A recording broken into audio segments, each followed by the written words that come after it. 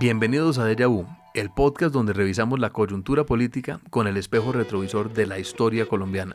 Yo soy Alejandro Lloreda. Y yo soy Luis Guillermo Vélez. Y hoy, 200 años de fracasos en la integración latinoamericana.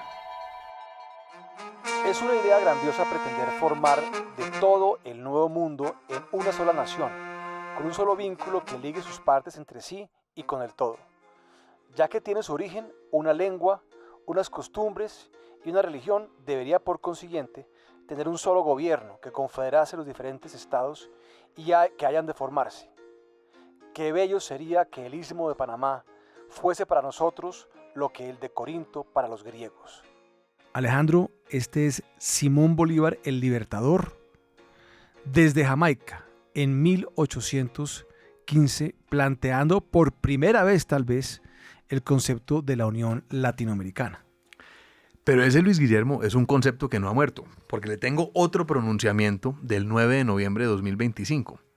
Y aquí leo y dice, propongo 210 años después. 210 años después, un trino dice, le propongo a los pueblos que habitan en este territorio demarcado en 1819, realizar a través del poder constituyente y el acuerdo entre gobiernos, la reconstrucción de esta idea que hoy sería una confederación de naciones soberanas.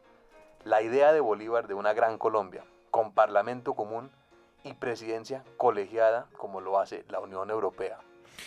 Este es Gustavo Petro, hace un mes, Luis Guillermo, proponiendo revivir, reunificar a la gran Colombia. El sueño de Bolívar, el sueño de la Carta de Jamaica. Alejandro, y vamos a hablar hoy de este sueño irrealizado, esta quimera realmente que ha habido en América Latina de conformar algún tipo de unión, algún tipo de coordinación, de confederación de pueblos latinoamericanos que, como ya dijimos, empieza con este sueño de Simón Bolívar y se mantiene viva todavía hasta la fecha con lo que usted acaba de mencionar de este trino de Gustavo Petro. Es básicamente una historia de frustraciones. Sí, así es. Como vamos a ver en este episodio, Luis Guillermo, la historia de la integración latinoamericana es una historia de fracasos y de organizaciones que van quedando al borde del camino, de intentos frustrados que van quedando al borde del camino de la integración regional.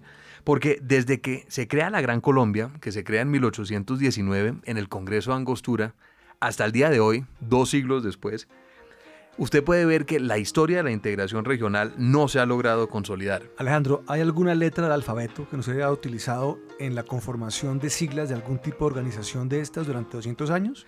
Usted tiene la ALBA, ALCA, UNASUR, OEA, CAF, CAN, BID. Bueno, y eso solamente es el comienzo. Al final vamos a llegar a una sopa de letras. Podemos jugar bingo al final del episodio, porque ha habido muchos intentos. Sí, digamos que el primer intento material de unión latinoamericana lo adelanta pues quien la propuso, que es Simón Bolívar. Sí.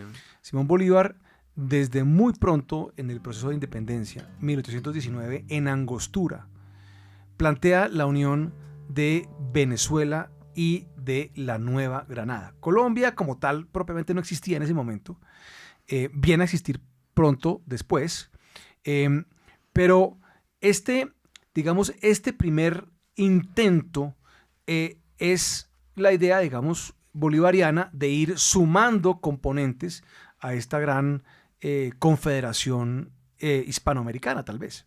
Aquí tengo la ley fundamental de la República de Colombia de Angostura de 1819 y el artículo primero dice: las repúblicas de Venezuela y la Nueva Granada quedan desde este día reunidas en una sola, bajo el título glorioso de la República de Colombia.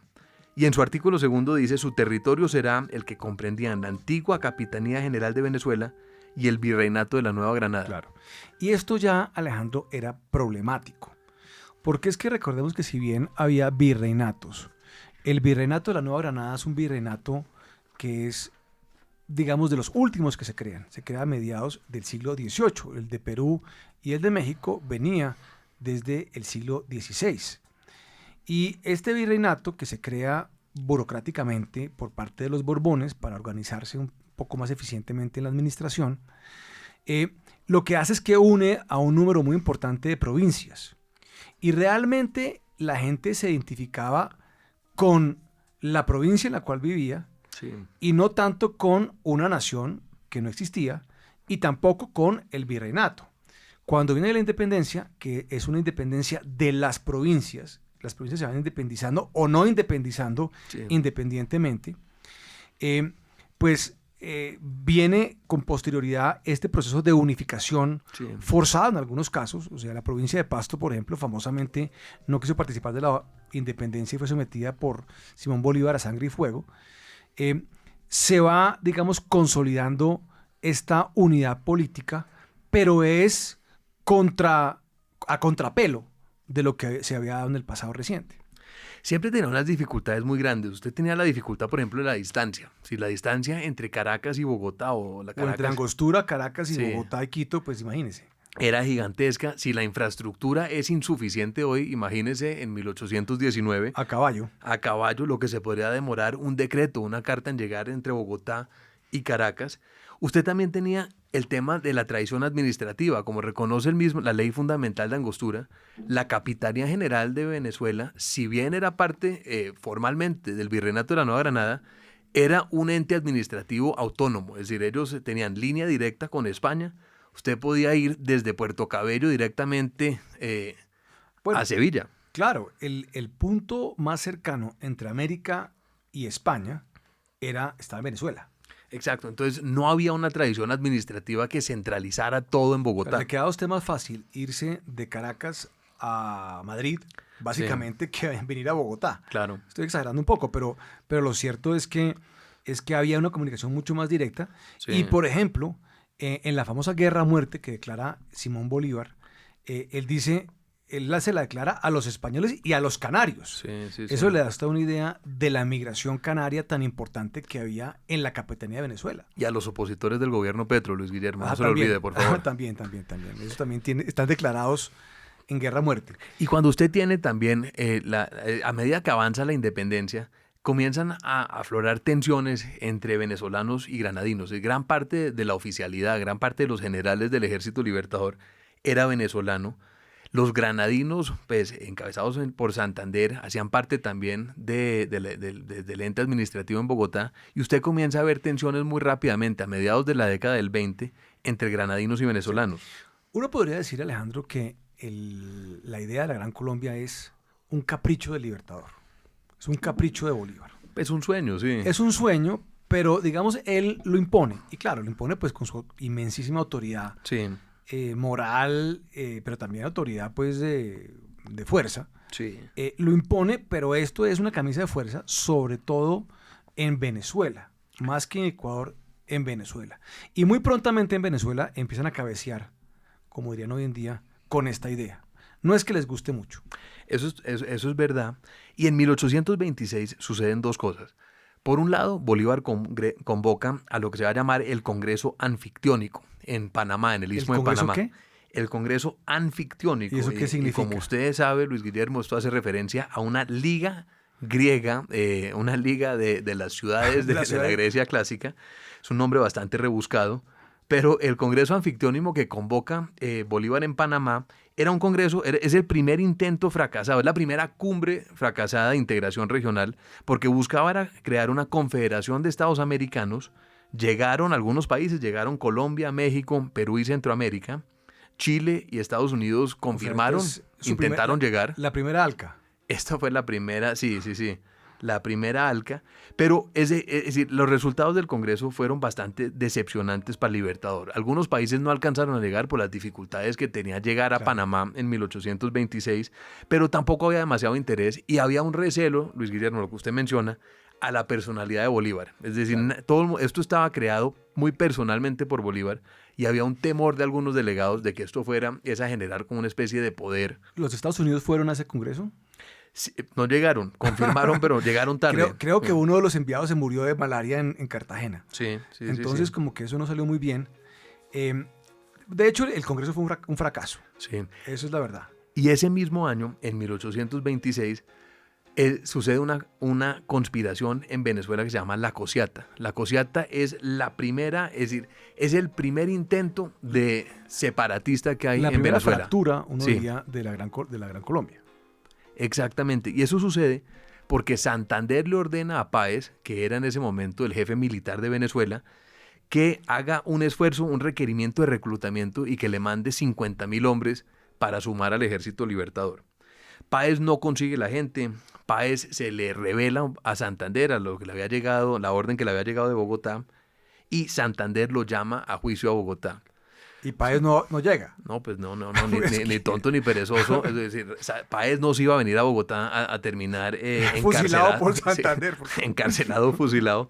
Entonces, Páez se revela y es la primera vez que la provincia de Venezuela pues, comienza a ventilar la idea separatista. Le toca a Bolívar, Luis Guillermo, que estaba en Lima en ese momento, devolverse a la Nueva Granada, remontar el río Magdalena para llegar a Puerto Cabello, para hablar con Páez, para tratar de tranquilizarlo, de calmarlo, y es algo que él puede hacer por el inmenso prestigio que él tiene personalmente como libertador. Entonces, en ese momento, él perdona a Páez, cosa que no le gusta a Santander, le da una amnistía general, lo confirma como jefe civil y político de Venezuela, pero la fractura ya está ahí. Ya está ahí. Y después Bolívar pues empieza con este viraje autoritario que hemos comentado ya varias veces. Se declara dictador en el 28 y esto todavía refuerza esas tensiones que había regionales muy importantes, tanto en Venezuela como en Ecuador. Además recordemos también que Ecuador, una provincia muy importante de Ecuador se le arrebata al Perú. Sí, así es. Que es la provincia pues, donde está la ciudad de Guayaquil, que era muy importante.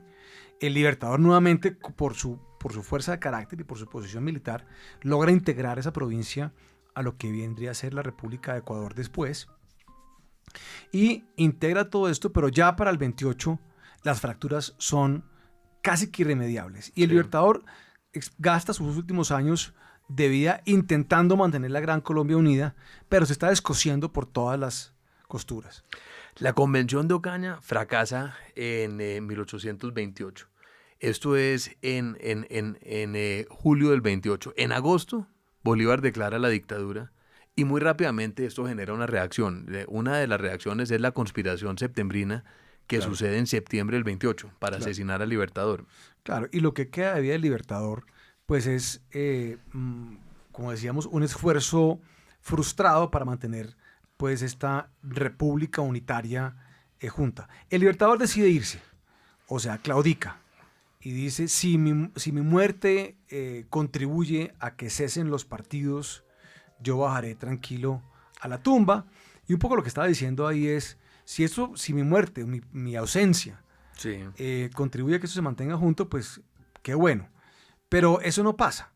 Tan pronto el Libertador fallece, en diciembre del 30, pues la Gran Colombia se parte en 3 pedazos. Y si pudo haber partido de más pedazos, además. Sí. Porque todavía no estaba consolidada, por lo menos en el caso colombiano, o lo que es Colombia hoy en día, no estaba consolidada la nación propiamente. Así es. En 1832, ya muerto el Libertador, ya fracturada la Gran Colombia, una nueva constitución adopta el nombre de la República de la Nueva Granada. Y Colombia no se va a volver a llamar Colombia hasta 1863. Es decir, los nombres de Colombia entre el 32 y el 63 van a ser la República de la Nueva Granada y más adelante la Confederación Granadina. Sí. Un dato curioso es que en la Constitución del año 63 se retoma el nombre de Colombia un poco con la idea de nuevamente recomponer esta quimera, hay que decirlo así, de la Gran Colombia. Es que no es de otro, o sea, era realmente una quimera. Pero la idea, eso es muy interesante y es un dato poco conocido. Los constituyentes de Río Negro vuelven a adoptar el nombre de Colombia pensando en invitar a Venezuela y al Ecuador a unirse a este nuevo país federal. ¿Posibilidades de que eso hubiera ocurrido? No, pues ninguna. Es decir, cero posibilidades. Nadie tomó la invitación, nadie confirmó que estaba con alguna intención de unirse. Pero este sueño gran colombiano ya estaba presente en Río Negro. Alejandro, y aquí hay 2 intentos que hay que mencionar de unión latinoamericana, o de confederación latinoamericana, o de, organización de estados americanos, unas proto-OEAs. La primera ocurre en Lima a mediados del siglo XIX, 1847, y la segunda también se da en Lima, el segundo Congreso de Lima de 1864. y son convocados por el Perú por una razón, digamos que es bien interesante, y es porque el Perú tenía temores de reconquistas europeas, de presencia europea. Sobre todo en el año 60, mediados de los años 60 del siglo XIX, tiene unas confrontaciones muy serias con España, con la misma España. Entonces, el Perú convoca estas conferencias fracasadas. Colombia va, por ejemplo. Colombia va, es de los pocos que va y los pocos que inclusive ratifican los acuerdos que se dan allá. Pero eso no queda en nada. Pero simplemente hay que mencionarlo porque desde también mediados del siglo XIX está esta idea pues de algún tipo de unificación latinoamericana. Y usted a final del siglo XIX, Luis Guillermo, usted comienza a surgir esta idea del panamericanismo. Esto no es la Unión Latinoamericana, pero la Unión Americana, incluyendo a Estados Unidos. Y usted tiene, por ejemplo, la primera conferencia panamericana, que es en 1890. Y la Unión Panamericana, que va a ser la precursora de la OEA, se funda 20 años después, en 1910. Esto es interesante porque aquí ya usted tiene un Estados Unidos... Con un edificio tremendo en Washington, que es donde funciona hoy en día la OEA. Exactamente, sí. Pero esta idea panamericana, que es de la última década del siglo XIX, es ya una idea de una integración con Estados Unidos. Claro. Pero Estados continental. Unidos... Continental, exactamente. Hemisférica. Pero aquí Estados Unidos ya no es un par. Es decir, aquí ya no estamos hablando de igual a igual.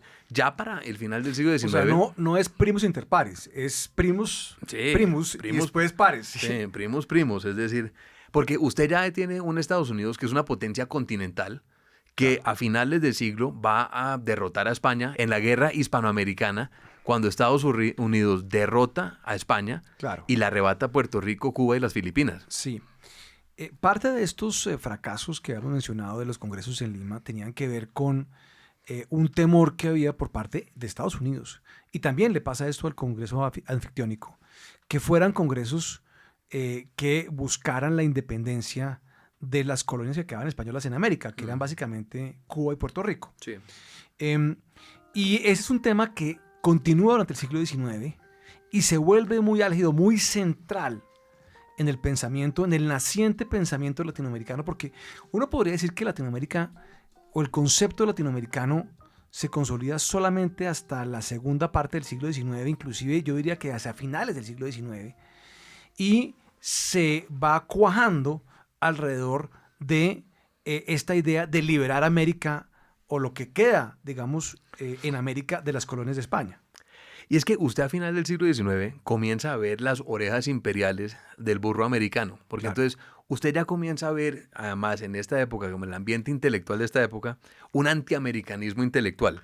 Que está surgiendo, que está empezando, pero usted lo empieza a ver, por ejemplo, muy claramente en un personaje que viene a ser central en el siglo XX, aunque él muere en el siglo XIX, que es José Martí. Exactamente, porque José Martí publica el ensayo que llama Nuestra América en 1891. Y Nuestra América, Luis Guillermo, cuando usted ve que alguien se describe en Twitter como nuestro americano, está pensando en Martí. Usted ya sabe por dónde va la vaina. Claro. Y entonces, José Martí, en ese momento, pues el mártir de la independencia cubana, comienza a generar este antiamericanismo intelectual. Y aquí voy a leer un par de... Además, esto coincide con el romanticismo. Exactamente, es decir, esto es un movimiento intelectual muy importante que lo que busca es crear una identidad. Y reivindicar lo propio, porque una de las frases, por ejemplo, de Martí, él dice, y aquí cito, él dice, el vino de plátano, y si sale agrio, es nuestro vino. Se entiende que las formas de gobierno de un país han de acomodarse a sus elementos naturales. El vino de plátano, eso me gusta. El vino de plátano. Aquí, por ejemplo, nosotros hablamos con Carlos Granés hace un par de temporadas. En el libro El delirio americano, Granés cuenta todo este ambiente intelectual de fin de siglo de una manera magistral. Él cuenta entonces de los ensayos de José Martí, el ensayo también de Rodó, que es el Ariel, publicado en 1900. Él inclusive describe ese movimiento como el arielismo. Exactamente, sí. Que es como una reivindicación de lo hispanoamericano. Sí. O sea, habíamos hablado también en alguna oportunidad que hacia finales del siglo XIX la identidad se va construyendo alrededor de dos cosas. Una, el hispanismo, el caso, por ejemplo, de Miguel Antonio Caro, y el otro componente, que no es contradictorio, sino es complementario, es el indigenismo. Sí. Y esa mezcla de ambas cosas va a consolidar eventualmente la identidad latinoamericana que Martí, Roldós y Rubén Darío empiezan a exponer tan claramente. Yo a esos dos filones le agregaría un tercero, que es el antiamericanismo de Sí. frente. Porque aquí, por ejemplo, Rubén Darío, que usted mencionó, tiene un poema que se llama A Roosevelt. Y aquí voy a leer, Luis Guillermo, unas estrofas. Entonces él dice: eres los Estados Unidos, eres el futuro invasor de la América ingenua que tiene sangre indígena, que aún reza a Jesucristo y aún habla español. Y él cierra diciendo: hay 1000 cachorros sueltos del león español. Se necesitaría Roosevelt ser Dios mismo, el riflero terrible y el fuerte cazador, para poder tenernos en vuestras férreas garras, y pues contáis con todo, falta una cosa, Dios. Aquí uno ve algo de los trinos de Gustavo Petro Claro. en contra de Yo Donald creo Trump. que no son como la calidad, digamos, poética No. de Rubén Darío, pero digamos que por ahí va, ¿no? Sí, sí, sí. Yo creo que es como por ahí va la cosa. Es un Rubén Darío amanecido y con errores de ortografía, Sí, cierto, sí. pero tiene esa misma, Rubén esa Darío misma Zipaquirá, vena. casi. Sí, exactamente. Estudiante de bachillerato de Zipaquirá. Pero ahí va. Sí. Digamos, digamos el espíritu de las palabras es como el mismo. Sí. Esto es Rubén Darío 1903, después de lo que había ocurrido en Panamá, que lo hemos hablado ya en muchas ocasiones en este podcast. Pero esto empieza a cuajar finales del siglo XIX, principios del siglo XX. Vamos a una corta pausa y a la vuelta retomamos con el hilo en el siglo XX. 2026 será un año decisivo para Colombia. Las elecciones determinarán el rumbo del país por 4 años. En medio de la polarización y la desinformación, usted podrá analizar el contexto político directamente con quienes comprenden hacia dónde va el país. En el programa de inmersión en Colombia de La Silla Vacía. Un programa de análisis del país con ministros, expertos y líderes de diferentes sectores. Son 10 encuentros presenciales en Bogotá para líderes de organizaciones que necesitan entender hacia dónde va el país y tomar decisiones más informadas. Son solo 40 cupos y tenemos precio especial de inscripción antes del 20 de diciembre. Toda la información en lasillavacía.com. Alejandro, este poema de Roosevelt hecho por Rubén Darío, ¿cómo es respondido por el presidente de Estados Unidos? Pues a Roosevelt no le gustó mucho. Roosevelt se apropia de Panamá y el año siguiente, en 1904, él produce lo que se va a llamar el corolario Roosevelt a la doctrina Monroe, ¿sí? Que ahorita está muy en boga, Luis, porque están hablando ahorita Trump del corolario Trump a la doctrina Monroe. ¿Y eso qué es? Pues el corolario Roosevelt establece el derecho de Estados Unidos de intervención en la región. Y esto es algo... O sea, no salió en el poema de Roosevelt, o sea. No, a pesar de los cachorros del león español... Los cachorros, no quedó amedrentado con eso. No, eso no lo asustó. Y en los años siguientes, en las primeras décadas del siglo XX, usted va a ver intervenciones americanas. Bueno, después de Panamá, por supuesto, usted va a ver intervenciones en Haití, en la República Dominicana, en Centroamérica. En la misma Cuba. En la misma Cuba. Y eso solo cambia cuando llega FDR, cuando llega otro Roosevelt, su primo segundo, al poder en 1930. Claro. Entonces, los años 20, digamos entre 1903 y hasta la llegada de Roosevelt, FDR, van a ser años donde Estados Unidos se va a pasear con el gran garrote, Sí. Big Stick. Exactamente, sí. Gunboat Diplomacy, Claro, exactamente. flotas americanas en la costa de Eso, países o sea, latinoamericanos. Todo esto es un déjà vu, Luis Guillermo. ¿Alguna similitud con el portaaviones Gerald Ford Sí, fondeado en Venezuela? exactamente igual. Exactamente igual.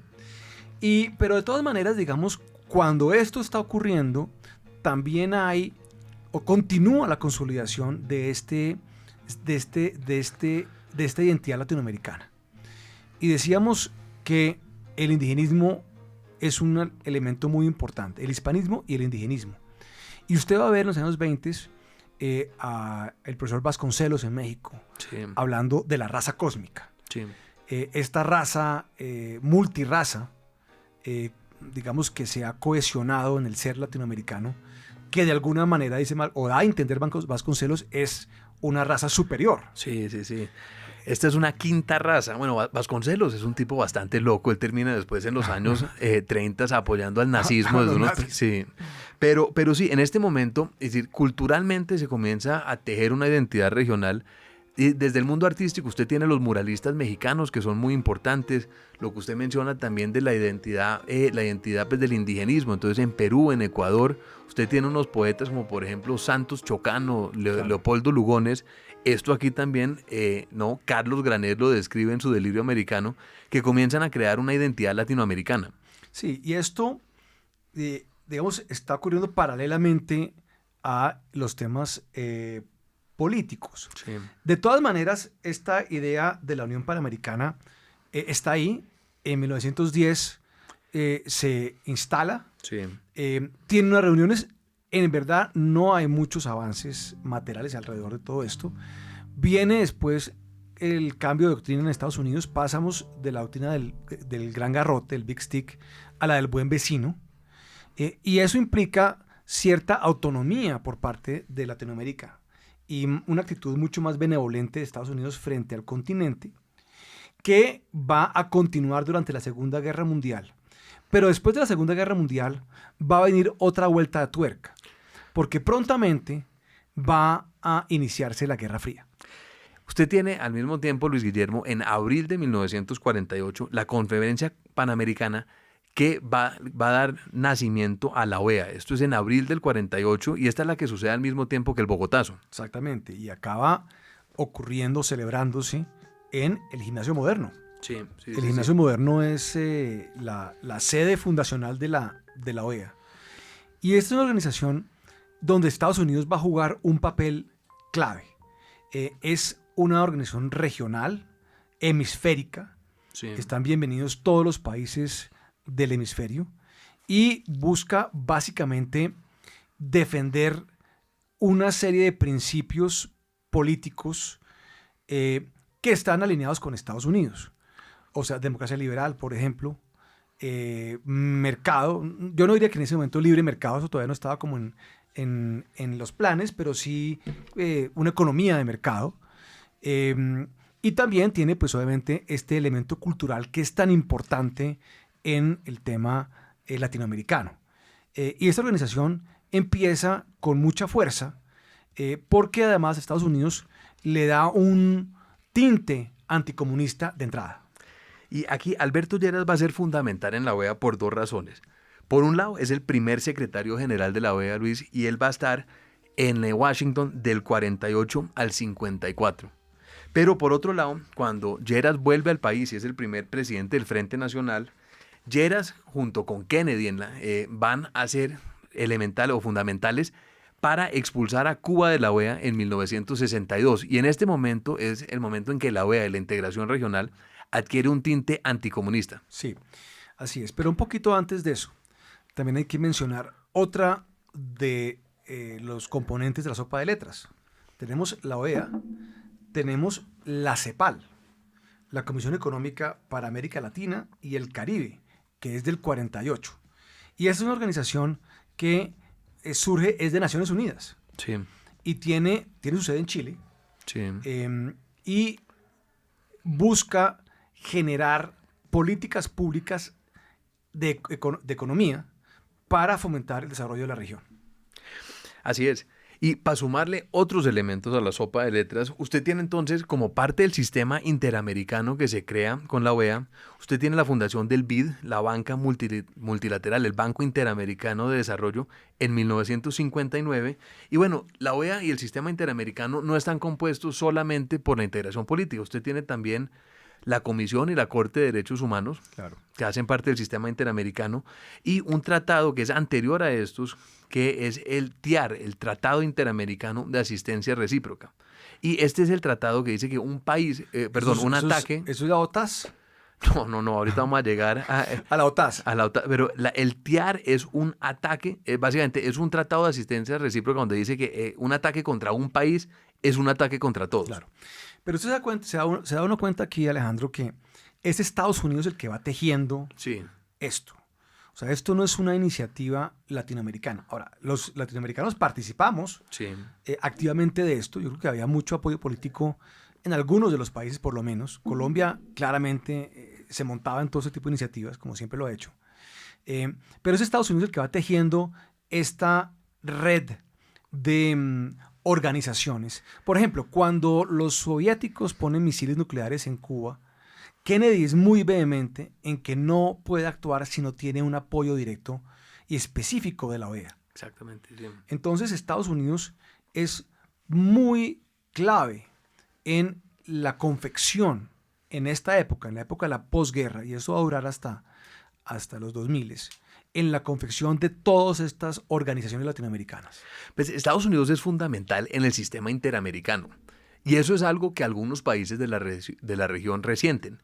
Y entonces el siguiente paso que usted tiene ya a mediados finales de los 60 es una integración subregional. Entonces usted tiene la integración interamericana, que es con Estados Unidos, pero esto da paso a mediados de los 60 a integraciones subregionales como la Comunidad Andina de Naciones. Claro. La CAN se funda en 1969, presidente colombiano era Carlos Lleras, y esto se funda mediante el Acuerdo de Cartagena. Y la CAN se concibe, Luis Guillermo, de una manera distinta. La CAN es una zona de libre comercio, es un mercado interno ampliado para los países andinos. Sí. Entonces, usted tiene, digamos, las organizaciones políticas. Sí. La OEA, pues principalmente. Esas las empuja a Estados Unidos, tienen un tinte anticomunista muy claro, también otras cosas, obviamente. Tiene usted un Banco de Desarrollo, que es el BID. Donde el mayor accionista es Estados Unidos. Estados Unidos, y Estados Unidos, pues, era definitivo en quién lo presidía, en fin, todo esto. Y paralelamente a eso, en América Latina empieza a mirarse lo que está ocurriendo en Europa. ¿Y qué está ocurriendo en Europa? Una integración económica. Eso empieza con unos tratados que se dan, si no estoy mal, de acero, de siderúrgicas, en fin, de acero entre Francia y Alemania en los años 50. Y pronto se va expandiendo y se va a crear lo que se conoció como la Comunidad Económica Europea. Es un acuerdo regional económico, básicamente para promover economías de mercado y el libre movimiento de bienes y servicios entre esos países. Y América Latina ve eso, en el caso colombiano en particular, o los líderes, digamos, de la región andina ven eso y deciden que es una muy buena idea y intentan la naciente democracia venezolana de los años 60, los gobiernos del Frente Nacional colombianos y los gobiernos ecuatorianos y peruanos de la época, inclusive Chile en un comienzo, hacer una integración o copiar un poco esta integración que se estaba dando en Europa. Esto, Luis Guillermo, todo es en un contexto intelectual de cepalismo. Esto quiere decir que la doctrina económica imperante en la época es la sustitución de importaciones. Y para esto usted tiene que tener un mercado interno más grande del que tenían los países individuales. O sea, esto es un poco de trumpismo, más o menos. No, yo no diría trumpismo porque esto cerrar el comercio internacional para desarrollar industria propia. Sí, pero una industria propia en que el Estado tiene un papel preponderante. Entonces usted tiene el IFI en Colombia fundando, por ejemplo, la siderúrgica de Paz del Río. En Venezuela usted tiene SIDOR, la siderúrgica del Orinoco, y la industria del aluminio, que es industria estatal. Entonces esto es un contexto muy distinto al momento neoliberal de finales de los 90. Pero aquí usted tiene una integración entre los 5 países andinos, es decir, Venezuela, Colombia, Ecuador, Perú y Bolivia. Y esto es un intento de integración económica bastante exitoso. Usted tiene la Comunidad Andina, usted tiene la CAF. Esto hasta los 2000 era muy relevante, y le daba a la industria colombiana, por ejemplo, acceso a un mercado regional más grande. Sí, yo creo que de todas las sopa de letras que hemos visto, pues obviamente la OEA todavía sigue siendo importante. No tanto como lo había sido hace unas décadas, pero yo creo que aquí hay que rescatar la experiencia de lo que se conoció como el Pacto Andino, la Comunidad Andina de Naciones, porque eso sí funcionó. Sí. Inclusive, pues era un tema, digamos, dirigista. Eso pierde un poco, digamos, como de fuelle cuando llega el tema neoliberal en los años 90, pero funcionó, y como era dirigista, entonces, por ejemplo, en el caso de la industria automotriz, que era un mercado de automóviles que era cerca de 1 millón de unidades, que era significativo, ameritaba tener fábricas en Venezuela, en Colombia y en Ecuador complementarias. Entonces usted fabricaba una marca, por ejemplo, en Bogotá, por ejemplo, no sé, General Motors, y usted traía las autopartes fabricadas en Ecuador, en Venezuela, y había otra marca que fabricaba en Venezuela y llevaba las autopartes de Colombia. En fin, digamos que eso daba pie, y usted puede mover obviamente el producto terminado en cualquiera de los países. Eso fue muy importante y funcionó muy bien, y como eso había varias industrias que también compartían, digamos, esa distribución. Y la integración andina estaba acompañada también por un banco, por la CAF, la Corporación Andina de Fomento. Que también sobrevive. Que también sobrevive. Hoy en día la preside un colombiano, Sergio Díaz Granados. Es un banco cada vez más relevante, cada vez más americano. Se dio el salto de ser un banco andino a un banco latinoamericano en los 2000. Y esta iniciativa también de la comunidad andina también facilitaba el tránsito de personas. Usted puede viajar hoy en día, Luis Guillermo, por ejemplo, a Bolivia o a Perú con su cédula, no necesita el pasaporte. Claro, eso yo creo que viene un poco después también, siguiendo el ejemplo de la Comunidad Europea, porque mucha gente decía, con algo de razón, decía, bueno, si va a haber aquí libre tránsito de mercancías y de servicios, ¿por qué no de personas? Entonces era como un desarrollo natural. Pero digamos que, a ver, estos esfuerzos eran dirigistas, cepalinos, años 60, 70, 80, pero digamos que ese modelo entra en cuestionamiento con la caída del muro de Berlín, años 90, ola neoliberal. No se desmontan, pero, es más, se pueden hasta reforzar, pero ya sin la mano del Estado dirigiendo, digamos, como un marionetero a las marionetas. Y usted tiene en los 90, que es el momento, lo que llaman el momento unipolar, el momento en que Estados Unidos es el único superpoder en el mundo y que las ideas neoliberales están triunfantes. Usted tiene la idea de crear un área de libre comercio de las Américas. Esto es básicamente un mega TLC que vaya desde Alaska hasta la Patagonia, que teja a todos los países en un solo mercado común con los Estados Unidos. Eso es un tema muy importante, es que volvemos a la integración panamericana con Estados Unidos. Claro. Pero esto, Luis Guillermo, no ha de suceder.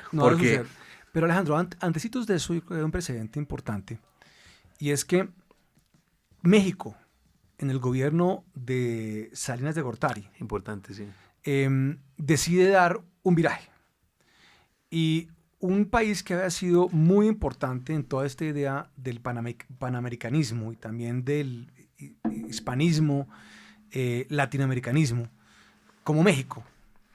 México inclusive había sido, pues obviamente, un país con cierta distancia política de Estados Unidos hasta los años 80. Sí, 80, tal vez.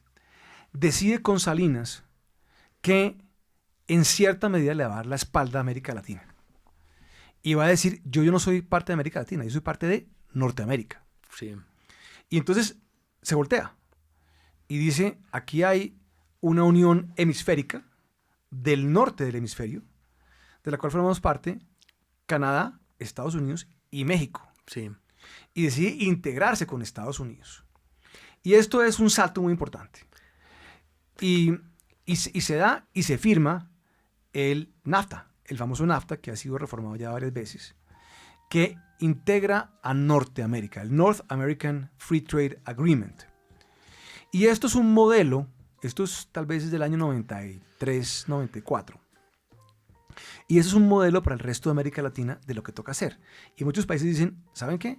Peguémonos a este NAFTA. Sí, extendámoslo hasta el sur. Y extendámoslo para abajo. Sí. Tienes razón, el NAFTA es lo que sería el precursor de lo que iba a ser el ALCA, el Área de Libre Comercio de las Américas.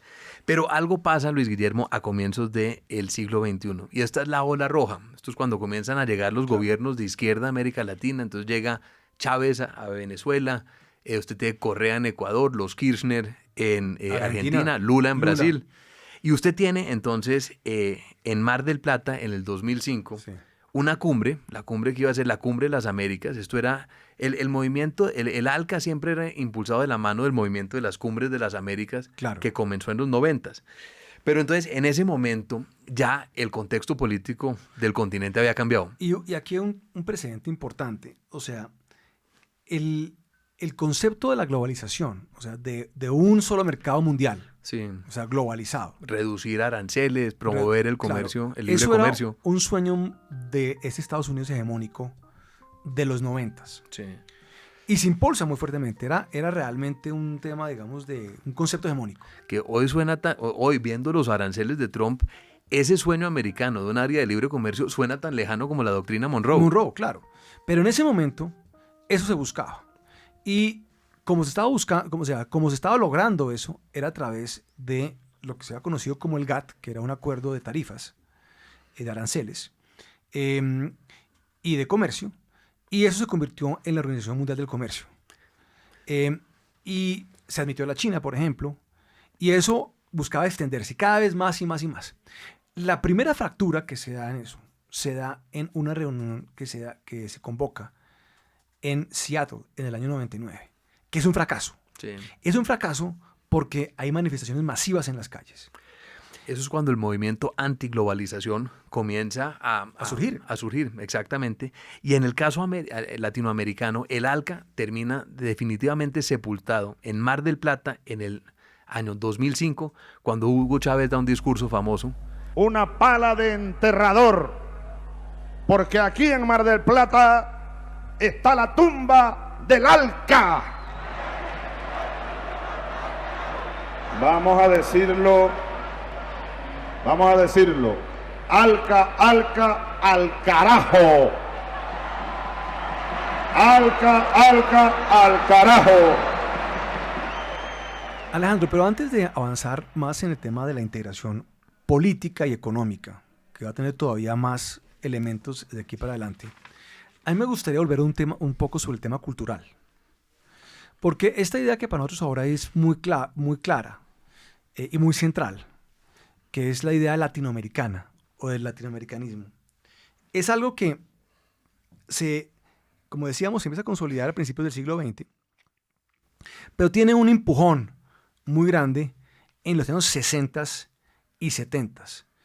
O sea, para nosotros de pronto el tema latinoamericano, con el cual hemos vivido toda nuestra vida, es bastante evidente. Nos sentimos y nos identificamos como latinoamericanos. Pero eso empieza a cuajar realmente es cuando se da un paso global de la cultura latinoamericana. Eso, Luis, se puede fechar yo creo que en los años 60, cuando emergen este grupo de novelistas y de autores latinoamericanos que hacen parte del boom latinoamericano. Esto es Gabriel García Márquez, Vargas Llosa, Cabrera Infante, Benedetti, en fin. Todo este movimiento muy importante del boom latinoamericano. Yo creo que es como la primera introducción que se da del concepto de América Latina en el mundo occidental, digamos, en Estados Unidos y en Europa. Y también refuerza esta idea de lo que Carlos Rangel llamó de el buen salvaje al buen revolucionario. Latinoamérica, con la Revolución Cubana, se pone de nuevo en el centro internacional, o el centro de la política internacional, y esta cosa, digamos, tropical, exótica, llamativa. El bossa nova brasileño. Bossa nova. En el campo de la música. En el campo de la música, exactamente. Estos jóvenes guerrilleros revolucionarios, barbudos, una especie como de hippies en armas, que quieren crear una utopía en el paraíso. En fin, este tipo de ideas y de sensaciones que salen de América Latina pegan muy duro en el mundo occidental, sobre todo en Europa. Y si usted avanza culturalmente a los 80s y 90s, usted ve, es decir, la invasión de música tropical, la invasión de la música latinoamericana al mercado americano. Es decir, usted puede ver más o menos al mismo tiempo que están creando las Cumbres de las Américas, usted tiene todo lo que es decir, la música, bueno, latinoamericana, americana, Ricky Martin, Shakira más adelante. Claro. Y digamos que esa cultura latinoamericana, las mismas telenovelas, por ejemplo, sí. Que son, digamos, como el gran aporte latinoamericano a la cultura pop del mundo. Esto es soft power latinoamericano. Claro, soft power desplegándose ya en forma a partir, yo diría que los 90s. Sí, yo también lo dato como comienzos de los 90s. De los 90s, esto se le suma al tema literario. Entonces, ya la identidad latinoamericana empieza a formarse. Aquí también hay otro dato curioso, interesante, y es que en los años 70 y creo que también hasta los 80 había un programa, porque España se monta en esto. Sí. España, que está en su proceso de integración europeo. Sí, democratización también, o claro. Pues ya después de llegada a la democracia. Claro. Se monta en esto Y había un programa durante el franquismo que se llamaba 300 millones, porque se suponía que había 300 millones de hispanohablantes que iban a ver el programa.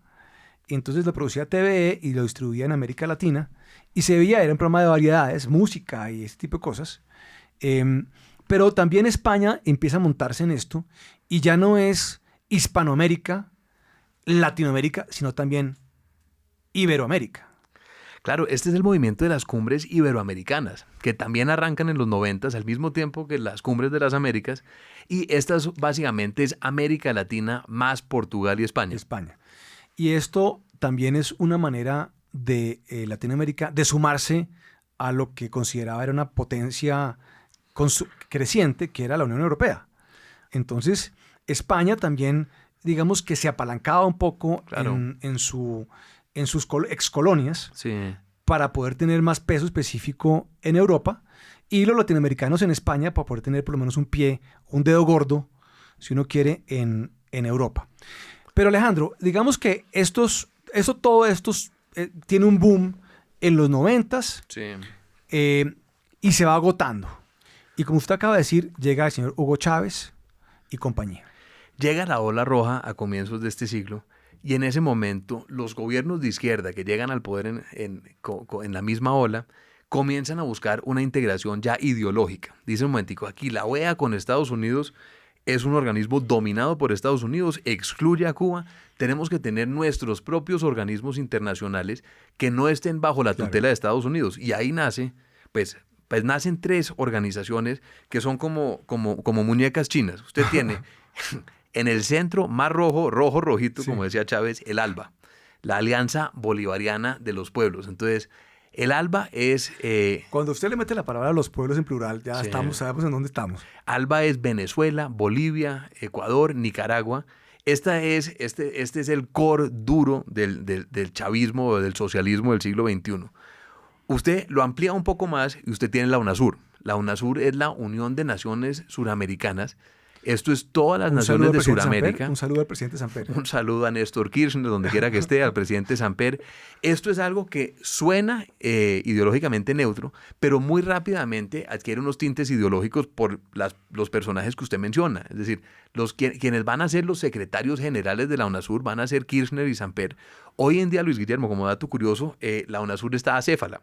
Y la sede que construyeron en Ecuador... Eso le da una idea de cómo está bien el tema de la izquierda en América Latina. Entonces, Iván Duque se retiró en el 18. Cuando llegó Lenín Moreno, no solamente se retiró de la UNASUR, sino que los expulsó de Quito. Habían construido un edificio gigantesco, el secretariado de la UNASUR en Quito, pero entonces se quedaron no solamente acéfalos, sino huérfanos, no tienen de dónde despachar. Entonces, eso es la UNASUR. Y el tercero de estos nuevos organismos de integración regional es la CELAC. Sí, entonces, digamos que el chavismo principalmente empieza a minar, a ponerle tacos de dinamita a las instituciones que se habían creado desde la Guerra Fría.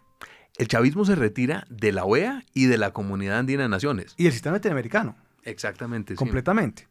Sí. Y empieza a crear todo este mundo paralelo de organizaciones de los pueblos, ¿no? Sí. Y eran claramente la contraposición ideológica a lo que ya existía. Porque la CELAC, Luis Guillermo, es la OEA sin Estados Unidos y Canadá. Entonces, la CELAC son todos los países de América Latina y el Caribe. Claro. Y estas organizaciones, pues, se van moviendo al ritmo del chavismo y también al ritmo de la financiación que la Venezuela Saudita, de los 90, de los 2000 realmente, le podía proveer. Entonces, ese edificio, ¿quién cree que pagó el edificio de la UNASUR en Quito?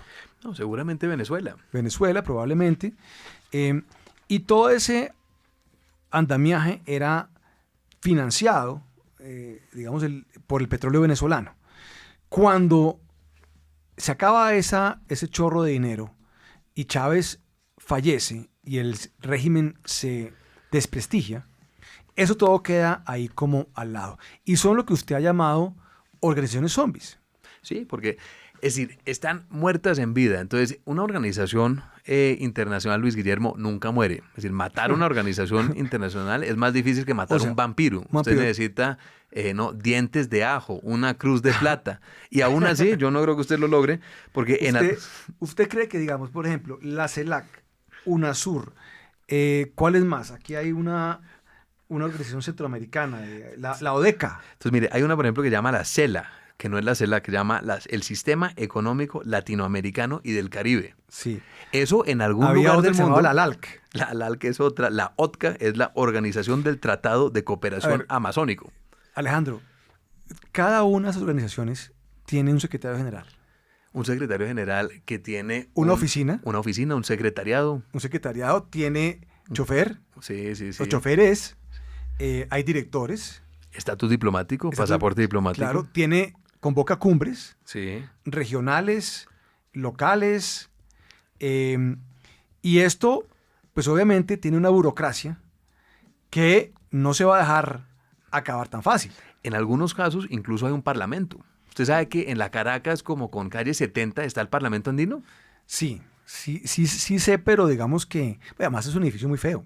Sí sabía que había el Parlamento Andino, pero eso era parte, digamos, del sistema andino, que había un tribunal y había, pues, un banco. Sí. En fin, pero quedó el Parlamento.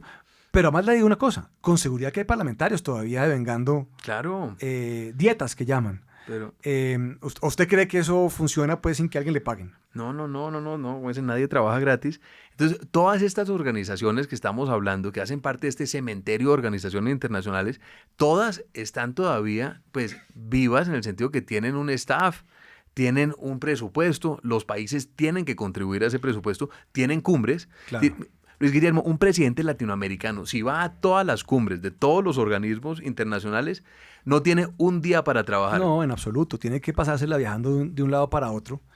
Y lo que acabamos fue con las que se habían creado antes, digamos, desde principios del siglo XX hasta ahora, que eran estas que Estados Unidos había de alguna manera patrocinado, y todas las que se crearon paralelamente con posterioridad a eso. Las ideológicas, las que tienen usted, las de la izquierda, pero usted también tiene unas organizaciones internacionales de la derecha, o la centroderecha. Usted tiene, por ejemplo, un caso muy interesante, que es la integración económica de la Alianza del Pacífico. Sí. Esta arrancó con muy buen impulso para tratar de tejer un mercado regional, y tenía unas medidas concretas, como por ejemplo la integración de las bolsas de valores en el mercado, en el MILA, el mercado integrado latinoamericano. Esta era una organización promocionada durante el gobierno de Juan Manuel Santos en Colombia, y sobre todo, digamos, Alan García fue uno de estos también impulsores importantes. Piñera en Chile, Peña Nieto en México. Peña Nieto en México. Entonces esto era México, Colombia, Perú y Chile. Y tenía, digamos, como el énfasis, obviamente regional, pero también hacia el tema de Asia. Y fue muy importante, funcionó bien, estaba muy enfocada. Y ahorita vamos a hablar cuáles son las que funcionan y cuáles son las que no funcionan, y por qué unas sí funcionan y otras no funcionan. Sí. Pero en el caso de la Alianza para el Pacífico, esto llegó hasta que llegó el gobierno de López Obrador, que no le gustaba. No, exactamente. Llegó AMLO en México, llegó Boric a Chile, Petro a Colombia, y veían esta organización de la Alianza del Pacífico, esta iniciativa, como una iniciativa de derecha. Un rezago neoliberal. Entonces la metieron al congelador. Pero usted también tenía otros intentos. Usted sabía, por ejemplo, Luis Guillermo, que hay algo que se llama Prosur. No, eso sí no sabía. Entonces, Prosur es el UNASUR que crearon Iván Duque y Sebastián Piñera. Ok. En el 2019 se llama También tiene sede... No, no tiene sede. No tiene sede. Pero tiene secretario general con seguridad en alguna parte. Espero que sí, porque alguien tiene que ganarse ese sueldo. Pero este es otro de estas entidades que se crean de manera abiertamente ideológica y que por eso mismo están de alguna manera condenadas al fracaso. Claro, entonces uno podría concluir lo siguiente. Cuando se le mete ideología, o coyuntura ideológica más bien, a este tipo de organizaciones, pues eso duran lo que duran los gobiernos que las promueven. Y cuando cambian los gobiernos, pues eso o se congela o se descongela, nunca desaparece. No, eso sí. No, eso sí, nada más. Esto es como un zombie. Como un zombie. O sea, revive o no revive, pero no muere. Y entonces se van sumando y se van creando inclusive hasta nuevas. Y Gustavo Petro habrá propuesto también un par más, me imagino yo. Pues esto nos lleva de vuelta a el trino con el que abrimos el episodio. Gustavo Petro en las últimas semanas, Luis Guillermo, le ha dado por llamar a revivir o a reconstituir o a reunir la Gran Colombia. Como dice en la W, posibilidades de que el llamado de Petro sea respondido de manera favorable. Yo no diría que cero, yo creo que menos cero. Es menos cero, es decir, en este momento Petro habla de revivir una Gran Colombia con una presidencia única y con un parlamento. Eso es algo que, pues, para un presidente abiertamente ideológico y que ya está en sus últimos meses de la presidencia, esto es un sinsentido. Sí, totalmente. ¿Qué es lo que sí ha funcionado, Alejandro? Ha funcionado la integración económica cuando se ha podido dar, digamos, como fue el caso del Pacto Andino, pero además lo que sí ha venido ocurriendo, o sea, esta idea de integración latinoamericana que ha fracasado en lo político, que ha funcionado en lo cultural, porque se ha generado una identidad latinoamericana, creo que eso es algo que hay que resaltar. Sí. También se da de una manera muy importante y donde no hay ningún político involucrado en el tema empresarial. Porque lo que sí usted ve y lo que sí hay un avance muy grande es en la presencia de empresas latinoamericanas en América Latina. Sí, el surgimiento de las multilatinas es muy interesante. Esto es una integración a pesar de los gobiernos y esto ha llevado a que usted tenga unos grupos empresariales colombianos, chilenos, centroamericanos que tengan una presencia regional y que estén generando conexiones reales en la economía. O sea, lo que no lograron hacer nunca los políticos, sí, a pesar de todas las declaraciones rimbombantes. Los discursos de ser todos hijos de Bolívar, claro, nuestroamericanos. Nuestroamericanos, de inventarse siglas y inventarse organizaciones. Los empresarios, muy calladamente, lo han venido haciendo. O sea, por ejemplo, la banca centroamericana es de propiedad en muy buena medida de bancos colombianos. Sí. Pero el éxito, al contrario, es propiedad de un grupo salvadoreño, el Grupo Calleja Centroamericano. Y parte importante del comercio colombiano es de centroamericanos. Sí. Y la distribución de energía, de gasolina por lo menos, de combustibles, que hay en Colombia es de chilenos. Sí. Y así podemos seguir hilando de esta integración que es real, que es muy importante, que es poderosa y que se está dando, como usted lo decía, a pesar de los políticos. Donde sí estamos rezagados, Luis Guillermo, es en el comercio intrarregional. Usted sabe que Latinoamérica es la región del mundo que tiene el menor porcentaje de comercio intrarregional como porcentaje del PIB, menor incluso que África. Sí, eso es sorprendente. Pero nuevamente yo culparía ahí a los políticos. Sí. Porque con esta incertidumbre que hay tan grande política, o sea, cada vez que hay un cambio, digamos, del perfil del gobernante, entonces los avances que se habían dado, que le daban confianza a un inversionista, por ejemplo, pues se devuelven. Entonces, ¿usted para qué va a abrir un mercado, digamos, de Colombia a el Perú? Si en el Perú le van a cerrar las fronteras porque no les gusta la competencia del producto colombiano, o viceversa, como ha pasado en Colombia muchas veces.